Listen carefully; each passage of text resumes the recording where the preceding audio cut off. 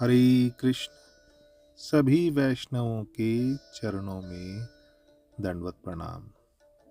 प्रश्न है, देवताओं को सुर, दैत्यों को असुर और मनुष्यों को मानव क्यों कहते हैं? देवताओं को सुर के नाम से संबोधित करने के पीछे गहरी पौराणिक, वैदिक और दार्शनिक व्याख्याएं हैं। सुर न केवल उनकी दिव्यता और धर्मपरायणता का प्रतीक है, बल्कि यह उनके जीवनदायी और प्रकाशमान गुणों को भी दर्शाता है। सुर शब्द का अर्थ संस्कृत से लिया गया है, जिसका अर्थ है प्रकाशमान या श्रेष्ठ गुणों वाला। सु का अर्थ है अच्छा या श्रेष्ठ और आ का अर्थ है प्रकाश या आनंद। इस प्रकार सुर का अर्थ हुआ वह जो श्रेष्ठ, प्रकाश या दिव्यता से युक्त हो। देवताओं को सुर इसलिए कहा गया क्योंकि वे सृष्टि की रक्षा करते हैं और धर्म, सत्य व शुभता के मार्ग पर चलते हैं।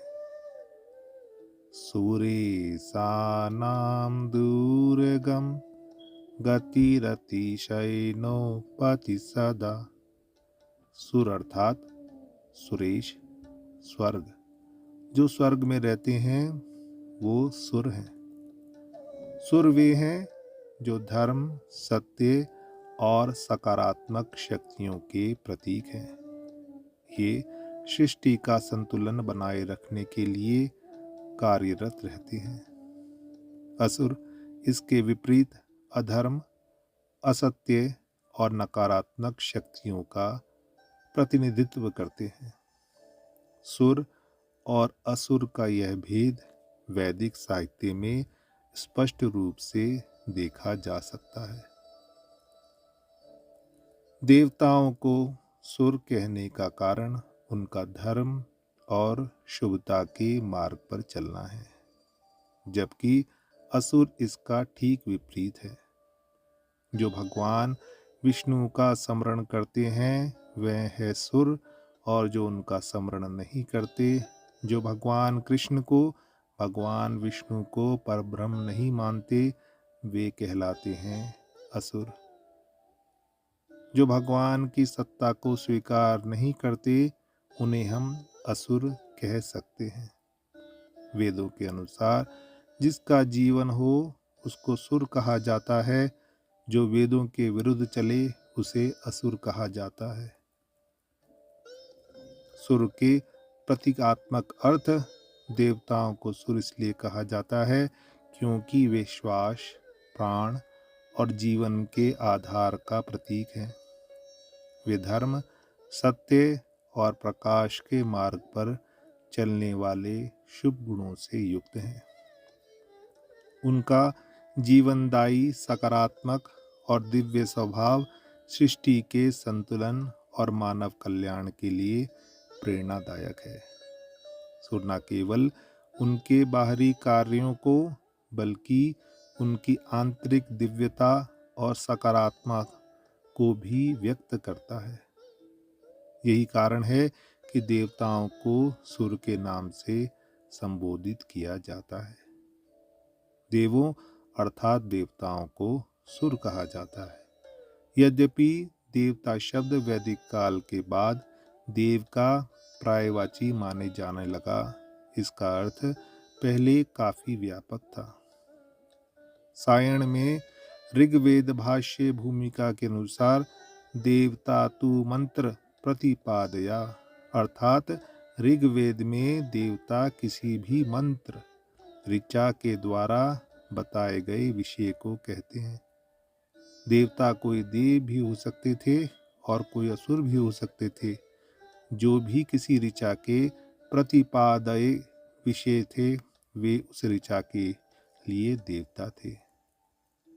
देव शब्द को हम दिव मूल से उत्पन्न मानते हैं, जिसका अर्थ क्रीड़ा, विजिगीषा, जीतने की इच्छा, व्यवहार, दयुक्ति, स्तुति, मोद, मद, स्वप्न, कांति, गति होता है। अतएव देव वे होते हैं जो इन सब क्रियाओं से संबंधित होते हैं। यास्क के नियुक्त की परिभाषा के अनुसार देव का वर्णन निम्न प्रकार से किया गया है। देवो दानद वा दीपनाद वा दयोतनाद वा दयुस्थानो भवतीति वा। देव जो दान के द्वारा अपने आंतरिक प्रकाश के कारण जन सामान्य को ज्ञान प्रकाश देने के कारण और स्वर्गीय अवस्था से पहचाने जाते हैं। अतएव देव अपनी दिव्यता से, दयालुता से, आनंद देने से, उत्तम व्यवहार से स्तुति के पात्र होते हैं। ऋग्वेद में देव उन शक्तियों को निरूपित करते हैं जो कि आँखों और अन्य इंद्रियों को दिव्य लगते हैं और मनुष्य तथा संसार के लिए हितकारी हैं। अतएव अग्नि, वायु, सूर्य आदि देवता देव कहे गए। असुर शब्द की व्युत्पत्ति असु मूल से मानी जाती है। असु का अर्थ प्राण शक्ति, श्वास है। अतएव ऋग्वेद के अनुसार ईश्वर के प्राण से उत्पन्न शक्ति को कहा गया है। ये हितकारी और शक्तिशाली तो हैं, परंतु दृश्य और अनुभव नहीं होने के कारण देव नहीं कहे जा सकते। ऋग्वेद में मित्र, वरुण, अर्यमा, अश्वनी और इंद्र जैसे देवता भी असुर शब्द से संबोधित किए गए हैं, क्योंकि ये किसी प्राकृतिक दिव्य शक्ति वाले नहीं दिखते हैं। इन देवताओं के महत्व को आंतरिक रूप से अनुभव किया जा सकता है।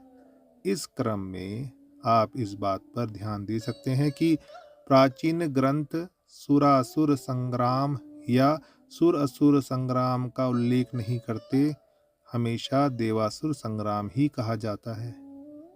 इसका कारण यह है कि सूर्य से संबंधित सुर शब्द बहुत बाद में देव का पर्याय माना गया। अतएव असुर शब्द असुर से नहीं निकला है। इसका अर्थ वैदिक काल के आरंभ में देवताओं से ऋणात्मक या विरोध गुण को बताने में नहीं होता था। बाद में जो असुर और देव के उपासक या मानने वाले थे, वे असुर और देव कहे जाने लगे। भगवद गीता अध्याय 16 देवी और आसुरी स्वभाव।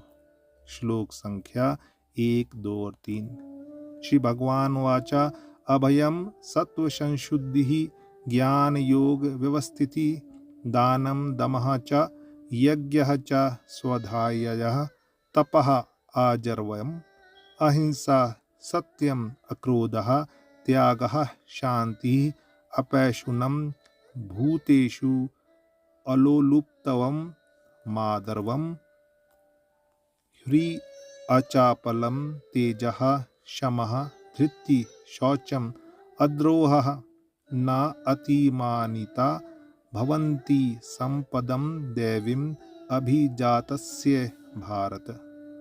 भगवान ने कहा, हे भरतपुत्र, निर्भयता, आत्मशुद्धि, आध्यात्मिक ज्ञान का अनुशीलन, दान, आत्म संयम, यज्ञ परायणता, वेदाध्ययन, तपस्या, सरलता, अहिंसा, सत्यता, क्रोध विहीनता, त्याग, शांति, छिद्रन्वेषण में अरुचि, समस्त जीवों पर करुणा, लोभ विहीनता, भद्रता, लज्जा, संकल्प, तेज, क्षमा, धैर्य, पवित्रता, ईर्ष्या तथा सम्मान की अभिलाषा से मुक्ति, ये सारे दिव्य गुण हैं जो दैवी प्रकृति से संपन्न देवतुल्य पुरुषों में पाए जाते हैं। दंभः दर्पः अभिमानः च क्रोधः पुरुषयम् एव च अज्ञानं च अभिजातस्य पार्थ संपदम आसुरीम। हे पितापुत्र, दंभ, दर्प, अभिमान, क्रोध, कठोरता तथा अज्ञान ये सारे आसुरी स्वभाव वालों के गुण हैं। दैवी संपत विमोक्षाय निबंधाय आसुरी मता मा शुचः संपदम दैवीम अभिजातः असि पांडवा। दिव्य गुण मोक्ष के लिए अनुकूल हैं और आसुरी गुण बंधन दिलाने के लिए हैं। हे पांडवपुत्र, तुम चिंता मत करो, क्योंकि तुम दैवी गुणों से युक्त होकर जन्मे हो। द्वौ भूत सर्गौ लोके अस्मिन् देवः आसुरः एव च। देवः विस्तरशः प्रोक्तः आसुरं पार्थ मे शृणु। हे प्रथापुत्र, इस संसार में सृजित प्राणी दो प्रकार के हैं, दैवी तथा आसुरी। मैं पहले ही विस्तार से तुम्हें दैवी गुण बतला चुका हूँ, अब मुझसे आसुरी गुणों के विषय में सुनो। प्रवृत्तिं च निर्वृत्तिं च जनाः न विदुः आसुरः न शौचं न अपि च आचारः न सत्यं तेषु विदते। जो आसुरी हैं वे यह नहीं जानते कि क्या करना चाहिए और क्या नहीं करना चाहिए। उनमें ना तो पवित्रता, ना उचित आचरण और ना ही सत्य पाया जाता है। असत्यम अप्रतिष्ठम ते जगत आहु अनीश्वरम अपसय परा संभूतम किम अन्यत काम हेतुकम। वे कहते हैं कि यह जगत मिथ्या है, इसका कोई आधार नहीं है और इसका नियमन किसी ईश्वर द्वारा नहीं होता। उनका कहना है कि यह कामेच्छा से उत्पन्न होता है और काम के अतिरिक्त कोई अन्य कारण नहीं है। एतां दृष्टिम अवश्य भया नष्टा आत्मानः अल्पबुद्धयः प्रभवन्ति उग्र कर्माणः क्षयाय जगतः अहितः। ऐसे निष्कर्मों का अनुगमन करते हुए आसुरी लोग, जिन्होंने आत्मज्ञान खो दिया है और जो बुद्धिहीन हैं, ऐसे अनुपयोगी एवं भयावह कार्यों में प्रवृत्त होते हैं जो संसार का विनाश करने के लिए होते हैं। सृष्टि की रचना के अनुसार देखा जाए तो सबसे ऊपर हो गए ईश्वर अर्थात भगवान। इसके बाद आते हैं देवता यानी कि सुर, कश्यप ऋषि और माता अदिति की संतानें, और दूसरे होते हैं असुर। धार्मिक ग्रंथों जैसे श्रीमद् भागवत आदि से पता चलता है कि इनके बीच में हमेशा सत्ता के लिए संघर्ष रहा है। देवासुर संग्राम की बहुत सी कथाएं हैं, जैसे समुद्र मंथन आदि। इसके बाद आते हैं दैत्य, जो कश्यप जी की दूसरी पत्नी दिति से पैदा हुए। ये भीमकाय होते हैं, इनके पास अलौकिक शक्तियां होती हैं और ये स्वभाव से क्रूर होते हैं। जैसे हिरण्यकश्यप, हिरण्याक्ष दैत्य थे। फिर आते हैं दानव, जो कश्यप ऋषि की दनु नाम की पत्नी से हुए। दानव भावना से युक्त माने जाते हैं। उद्धरण मय दानव। फिर आते हैं राक्षस, ये मिश्रित नस्ल के मानव सदृश होते हैं। इनके माता पिता में से एक मनुष्य होता है और दूसरा दानव।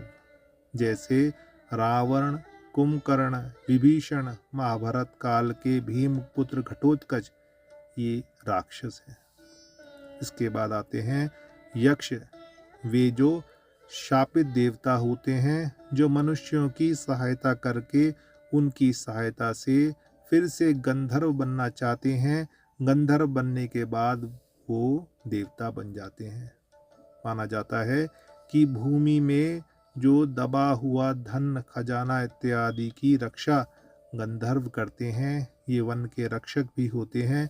महाभारत में युधिष्ठिर यक्ष संवाद, जिसमें जब यक्ष ने एक भाई को जीवित करने की बात कही तो युधिष्ठिर ने नकुल का जीवन चाहा, क्योंकि कुंती पुत्रों में से एक युधिष्ठिर जीवित बचे तो माता माद्री के एक पुत्र को जीवित होना चाहिए, जिससे दोनों माताओं के एक एक पुत्र जीवित रहें। युधिष्ठिर के इस धर्मयुक्त विचार पर प्रसन्न होकर यक्ष ने सभी भाइयों को जीवन प्रदान किया। यक्ष के बाद आते हैं गंधर्व। ये कश्यप की पत्नी अरिष्टा से उत्पन्न हुए ये निम्न श्रेणी के देवता होते हैं। ये स्वर्ग में रहते हैं, गायन, नृत्य, वाद्य आदि कलाओं में निपुण होते हैं, सोम रस के रक्षक होते हैं। विष्णु पुराण में उन्हें प्रसन्नता का घोतक बताया गया है। ये अप्सराओं के साथ पत्नी या सारथी की तरह रहते हैं। महाभारत में अर्जुन ने गंधर्व पुत्री चित्रसेना से गायन और नृत्य की कला सीखी थी। इसके बाद आते हैं वानर। वन में निवास करने वाले ये आर्यव्रत के बाहर बसते थे। विंध्याचल के दूसरी ओर रहने वाले इनको तपस्या द्वारा शक्तियां मिलती थी। इसके बाद आते हैं मनुष्य। मनु की संतान होने के कारण इन्हें मनुष्य कहा गया। मनुष्य योनि में सबसे निम्न स्तर पर होते हैं, परंतु विशेषता ये है कि मनुष्य योनि में ही जीव अपना आध्यात्मिक विकास कर सकता है। आध्यात्मिक उन्नति का साधन केवल मनुष्य योनि में ही हो सकता है, चाहे देवता हो, गंधर्व हो। जब मनुष्य योनि में आते हैं तभी वो आध्यात्मिक उन्नति के लिए साधन कर पाते हैं। हरे कृष्ण कृष्ण कृष्ण हरे हरे, हरे राम राम राम हरे हरे।